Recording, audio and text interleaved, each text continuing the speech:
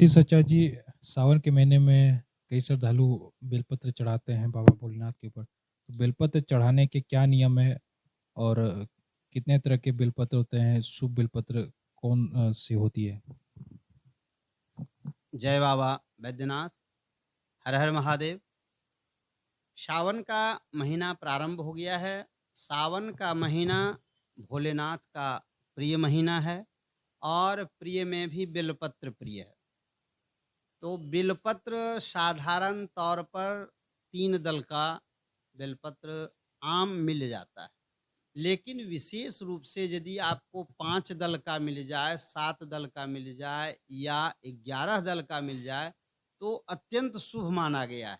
लेकिन विशेष रूप में 3 दल और 5 दल आसानी से मिल जाता है। 3 दल जो है मंत्र में भी कहा गया है, त्रिदलम त्रिगुणाकारम त्रिनेत्रम च त्रिधायुधम त्रिजन्मम पाप संहारम बिल्वपत्रम शिवार्पणम।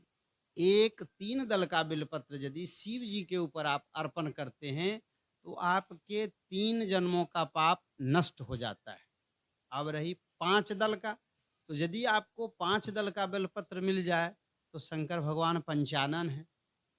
उनके उनका जो है 5 मस्तक है, इसलिए पंचानन कहलाते हैं। तो यदि 5 दल का बेलपत्र आपको मिल जाए तो साक्षात शंकर जी पंचानन आपको मिल गए।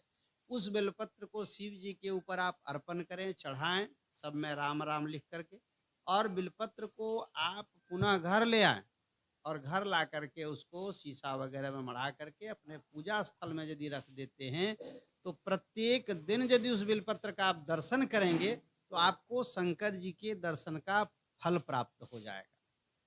और क्या है, अब आप साधारण जो 3 दल का बेलपत्र चढ़ाते हैं उसमें ध्यान रहे कि वह फटा नहीं होना चाहिए, कटा नहीं होना चाहिए, ऊबर नहीं होना चाहिए। बेलपत्र 3 दल का जो होगा वह सीधा होना चाहिए।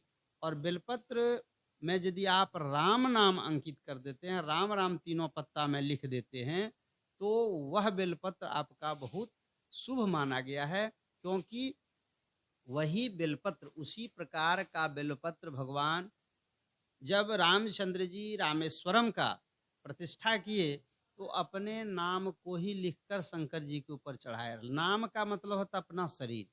कोई कुछ अर्पण करता है शंकर जी के ऊपर, लेकिन राम के मन में यह बात हुई कि यदि मैं अपना नाम लिख करके शंकर भगवान को अर्पण करूंगा तो मैं साक्षात ही अर्पण हो जाता हूँ। यही महत्व है राम नाम का।